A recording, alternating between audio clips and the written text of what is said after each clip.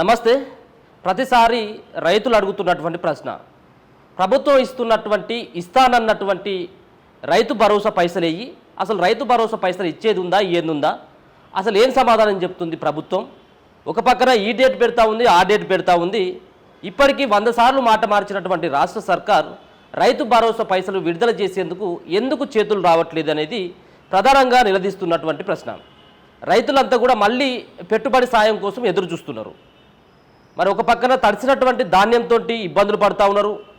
సరైనటువంటి టైంకి కాంటాలు కాక, లారీలు రాక ఒక పక్కన రైతులంతా ఆవేదన వ్యక్తం చేస్తూ ఉన్నారు. ఇస్తానన్నటువంటి రైతు భరోసా పైసలు 3-4 నెలల కాంచి ఎదురు చూసినా, కళ్ళు కాయలు కాసి పువ్వులు పూసేంత వరకు వెయిట్ చేసినా ఇప్పటి వరకు రైతు భరోసా పైసలు మాత్రం ఇప్పటి వరకు విడుదల చేయట్లేదు.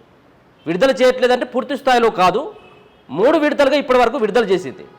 3 విడతలుగా రైతు భరోసా పైసలు 3 ఎకరాల లోపల ఉన్నటువంటి వాళ్ళకి విడుదల చేసింది. అది జనవరి నుంచి ఇప్పటి వరకు, జనవరి, ఫిబ్రవరి, మార్చి, ఏప్రిల్ వరకు సైతం 3 విడతలుగా కొంత డబ్బులు విడుదల చేసింది. సో మరి రైతు భరోసా పైసలకి ఎంత నిధులు కావాలంటే 9,000 కోట్ల రూపాయలు అయితే మాత్రమే రాష్ట్రంలో ఉన్నటువంటి రైతులందరికీ ప్రభుత్వం చెప్పినటువంటి నియమ నిబంధనలకి అనుగుణంగా ఉన్నటువంటి సాగుకు యోగ్యమైనటువంటి భూముల లెక్కను తీసుకుంటే పరిగణలోకి 9,000 కోట్ల రూపాయలు ప్రతి సీజన్కి కావాలా. కానీ ఇప్పటి వరకు ప్రభుత్వం విడుదల చేసింది కేవలం 5,000 కోట్ల రూపాయలు మాత్రమే. మరి ఇంకా 4,000 కోట్ల రూపాయలు ఇప్పుడు ప్రభుత్వం మరి రైతులకు బాకీ ఉన్నట్టే కదా.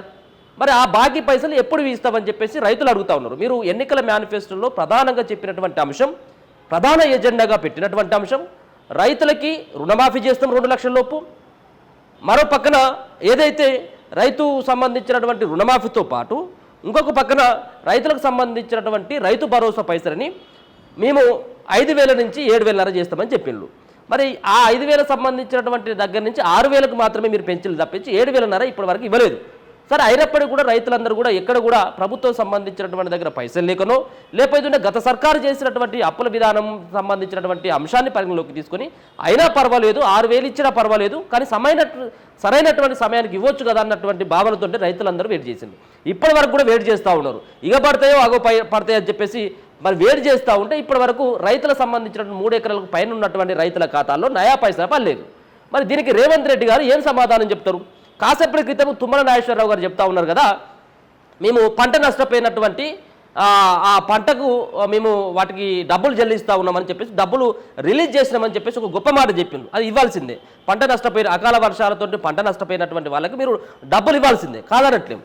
కానీ మరి అదే తీరుగా రైతు భరోసా పైసలు ఎక్కడ పోయినాయి ఇవి అంటే 4,000 కోట్ల రూపాయలు ఎక్కువ మొత్తంలో ఉన్నాయి కాబట్టి మీరు ఇవ్వట్లేదా అంటే 100 కోట్ల రూపాయలు ఉన్నాయేమో విడుదల చేసిన, ఓకే.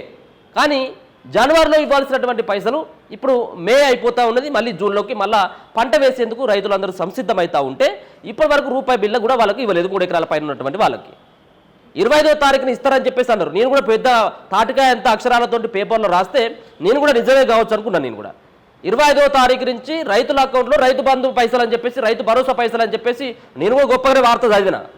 కానీ అది శూన్యం. 25 అయిపోయింది, 26 అయిపోయింది, 28 అయిపోయింది, నెల దగ్గరకు వస్తూ ఉన్నది, మే కూడా అయిపోతూ ఉన్నది. ఇప్పుడు జూన్ వచ్చేంత వరకు కూడా దిక్కు దివాన లేదు. మరి దానిపైన ప్రభుత్వం ఏమని చెప్తుంది? ఒక పక్కన స్థానికంగా ఉండేటువంటి ఎమ్మెల్యేలు సైతం కాంగ్రెస్ పార్టీ అధిష్టానానికి అంటే ముఖ్యమంత్రి కానీ మంత్రులు కానీ మొరపెట్టుకుంటా ఉన్నారు. సార్, మనం ఇస్తానన్నటువంటి రైతు భరోసా పైసలు ఇవ్వట్లేదు కాబట్టి మేము ఊర్లలోకి వెళ్ళేటువంటి ఆ పరిస్థితి లేదు. ఒకవేళ గ్రామాల్లోకి సాహసం చేసి వెళ్తే మమ్మల్ని బట్టలు చింపేంత వరకు ఆ స్టేజ్కి వచ్చింది. ఇప్పుడు రైతులందరూ కూడా తిరగబడతా ఉన్నారు. మేము కొన్ని ఫంక్షన్లకి మేము అటెండ్ కావాల్సి ఉన్నప్పటికీ మేము అటెండ్ కావట్లేదు. గ్రామాలకు పోతే మమ్మల్ని ఏ విధంగా నిలదీస్తారో, ఏ విధమైనటువంటి మాటలు అంటారో అన్నటువంటి మనం చేసినటువంటి వాగ్దానాల పైన నిలదీస్తూ ఉన్నారు. కాబట్టి దయచేసి ఆ రైతు భరోసాకు సంబంధించిన పైసలు విడుదల చేయాలని చెప్పేసి వాళ్ళు మొరబెట్టుకున్నారట ఇక్కడ వచ్చి. కానీ ఇక్కడ ఇచ్చినటువంటి దాఖలు అయితే కనబడతలేవు. స్థానిక సంస్థల ఎన్నికల్లో వాళ్ళు కరాఖండిగా చెప్పిళ్ళు, ఎవరు ప్రజాప్రతినిధులు కరాఖండిగా చెప్పిళ్ళు. ఒకవేళ మనం స్థానిక ఎన్నికలకు సిద్ధమవుతా ఉన్నాం, స్థానిక ఎన్నికలకు కనుక పోయినట్టు ఉంటే మనకు తగిన గుణపాఠం రైతులే చెప్తారు, మనం ఈ రైతు భరోసా పైసలు ఇవ్వకపోతే అని చెప్పేసి. మీరు అనుకున్నటువంటి టైంకు ఇవ్వకపోగా మీరు ఆ డేట్ దాటిన తర్వాత పైసలు ఇచ్చినా ఎట్లాంటి ఉపయోగం లేదు. ఇప్పటికే రైతులంతా కూడా కన్నెర్ర చేసి చూస్తూ ఉన్నారు. నువ్వు దొరకాలా, ఇప్పుడు రైతు భరోసా పైసలు వేయలే కదా బిడ్డ, నువ్వు మళ్ళీ ఎన్నికల కోసం రావాలి, స్థానిక సంస్థల్లో మరి కర్రు కాల్చి మీకు వాత పెట్టేందుకు మేము సిద్ధంగా ఉన్నామని చెప్పేసి వాళ్ళు ఒక రకంగా వాళ్ళు సిద్ధమయ్యారు రైతులంతా. దీన్ని గ్రహించినటువంటి ఎమ్మెల్యేలు ఎన్నిసార్లు అధికార పార్టీకి అధికారంలో ఉన్నటువంటి పార్టీకి కానీ అక్కడ ఉన్నటువంటి ముఖ్యమంత్రికి కానీ మంత్రులు చెప్తే కనీసం చెవు మీద కనీసం వాళ్ళు ఆ చెవులు పెడచెవినే పెడతా ఉన్నారట. అంటే మరి రైతులు అంటే మరి అంత అలుసా? మీరు ఇస్తారన్నటువంటి 7,000 ఇవ్వలేవుతుంది, 6,000 ఇస్తానన్నా కానీ రైతులు ఏదో సర్దుకుపోయా, ధర్నాలు చేయలేదు, రస్తారోకోలు చేయలేదు. కానీ మరి రైతులను విస్మరించడం ఏంది? 4,000 కోట్ల రూపాయలు ఎవడు మింగింది మరి? అంటే కాంట్రాక్టర్లకేమో పనులకు సంబంధించినటువంటి విషయంలో వాళ్ళకి చెల్లిస్తాం అయిపోతుంది, కానీ కాంట్రాక్టర్లకు చెల్లియొచ్చు పైసలు, కానీ రైతులకు చెల్లించేందుకు మీకు చేతులు రావట్లేదా? గొప్పగా చెప్పిండు కదా ప్రతి సభలో రేవంత్ రెడ్డి గారు చెప్పిండు గొప్పగా, రైతు భరోసా 7,000 ఇస్తా ఉన్నాం, రైతులను రాజు చేస్తాం, మేము చక్రవర్తిని చేస్తామని చెప్పినావు. రాజు చక్రవర్తిని చేయలేదు, నువ్వు రాజు చేయలేదు, ఇంకా ఆ విధంగానే రైతులు ఇంకా ఆగం చేసేటువంటి ఆ స్థితిలోకి తీసుకొస్తా ఉన్నావు. మీరు చెప్పినటువంటి అంశమే రైతులు అడిగేది, మేము కూడా అడిగేది రైతుల పక్షాన. ప్రతి వీడియో కింద అవే ఉంటాయి, కామెంట్లు చూసుకోండి ఒకసారి. సార్ రైతు భరోసా గురించి మాట్లాడు, రేవంత్ రెడ్డి ఎక్కడ పోయిండు, నిద్రపోయిండా, ఢిల్లీకి పోయేదానికి పైసలు వస్తూ ఉన్నాయి, 44-50 సార్లు ఢిల్లీకి పోయేదానికి పైసలు వస్తూ ఉన్నాయి, మూటలు మూసుకుపోతాను అక్కడికి, మాకేమో ఇచ్చిన నేననేటువంటి మాట కాదు, జనాలు అంటున్నటువంటి మాట, ప్రతిపక్షాలు నిలదీస్తున్నటువంటి మాట అది. అక్కడికేమో పైసలు వస్తాయి, హెలికాప్టర్లో మంత్రులు తిరిగేదానికి పైసలు వస్తాయి, రిబ్బన్ కటింగ్ చేయడానికి హెలికాప్టర్లో మంత్రులు అంతా పోతారు, విమానాల్లో తిరుగుతారు, కానీ మాకు ఇవ్వడానికి ఏమవుతా ఉన్నది, వీళ్ళకి ఏం రోగం అని చెప్పేసి తిడుతూ ఉన్నారు. ఈ సంబంధించిన అంశాన్ని నేను చెప్పడం కాదు, మీ ఎమ్మెల్యేలు కూడా మీతో మాట్లాడుతూ ఉన్నారు. ప్రతి సంబంధించిన కొన్ని వీడియోలలో ప్రత్యక్షంగా కనబడతా ఉన్నాయి, రైతులందరూ కూడా నిలదీస్తూ ఉన్నటువంటిది.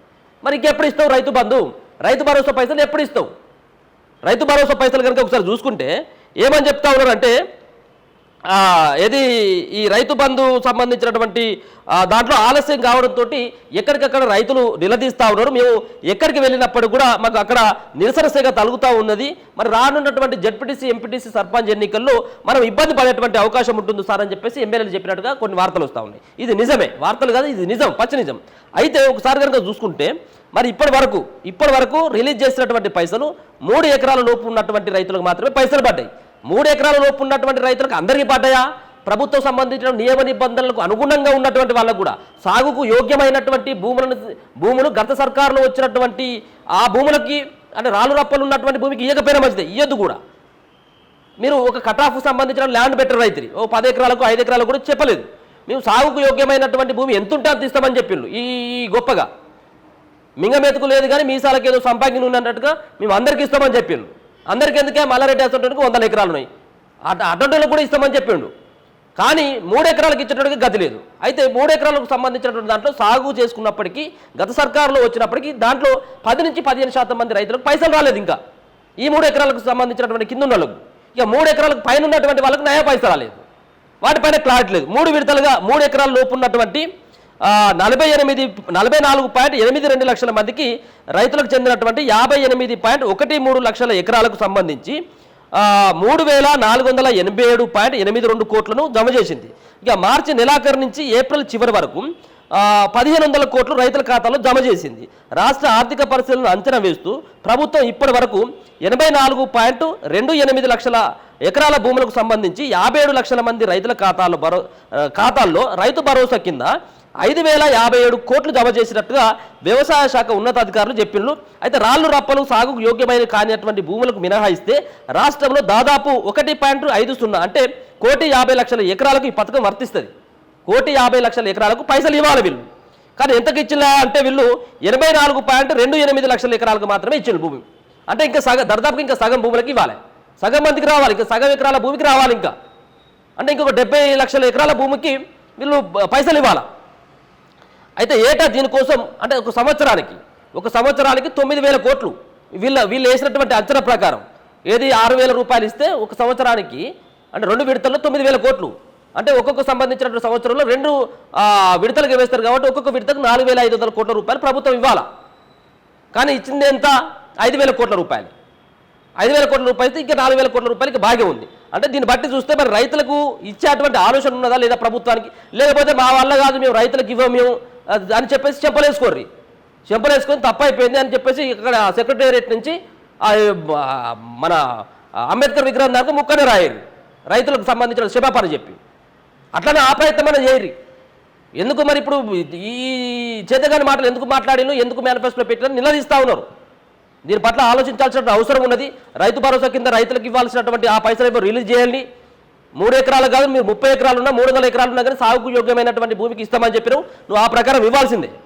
లేవు ఈ అంతా కూడా ఖాళీ సంచి లేకపోతుంటే మేము ఇక్కడ ఉన్నటువంటి లంక బిందెలు ఖాళీ బిందెలే ఉన్నాయి కాబట్టి మేము ఇవ్వలేకపోతా ఉన్నాం అంటే నడవదు. ఇది కాంట్రాక్టర్లకు ఇవ్వడానికో పైసలు వస్తాయి, మరి వాళ్ళకి ఇవ్వడానికి రైతులకు ఇవ్వు, కాంట్రాక్టర్లు ఆపు పైసలు. రైతు భరోసా పైసలు ఇవ్వకుండా ఈ సంబంధించినటువంటి డ్రామాలు ఇప్పటివరకైనా ఆపాల్సిన అవసరం అనేది. ఒకవేళ మీరు ఇదంగానే ఈ నియంత ధోరణిలో ఇట్టే పోతాం, రైతులు ఏం చేస్తారంటే రైతులు ఏం చేస్తున్నో గత సర్కారును ఇప్పుడు కూడా అదే చేసేటువంటి అవకాశం కూడా ఉన్నది. దీని పట్ల ఆలోచించాల్సిన అవసరం ఉన్నది. చూద్దాం మరి మిగతా ఉన్నటువంటి 4,000 కోట్ల రూపాయలను ఎప్పుడు ఇస్తారు? 25వ తారీఖు అంటే ఈ నెల 25 అయిపోయింది, మళ్ళీ ఈ నెల కూడా అయిపోతూ ఉన్నది కాబట్టి 25వ తారీఖు అయిపోయింది, మళ్ళీ నెల వస్తూ ఉన్నది కాబట్టి ఇప్పటికైనా మళ్ళీ వాళ్ళు పంట వేసుకోవడానికి టైం వస్తూ ఉన్నది. మళ్ళీ వాళ్ళు దున్నుకునేటువంటి విత్తనాలు తెచ్చుకునేటువంటి టైం అవుతుంది. కనీసం ఇప్పుడైనా వాళ్ళకు వేయాల్సినటువంటి ఎకరానికి 6,000 రూపాయలు వాళ్ళ అకౌంట్లో జమ చేసేటువంటి ప్రయత్నం అయినా చేయండి. ఇప్పుడే మంత్రి గారు అయితే మాత్రం కాసేపటి క్రితం ఒక ప్రకటన విడుదల చేసిండ్రు, పంట నష్టపోయినటువంటి వాళ్ళ యొక్క అకౌంట్లో పైసలు ఇస్తా ఉన్నామని. దీన్ని కూడా ఒకసారి పరిగణలోకి తీసుకుంటే మంచిదనేది మా యొక్క సూచన. చూస్తూనే ఉండండి మన తొలి వెలుగు.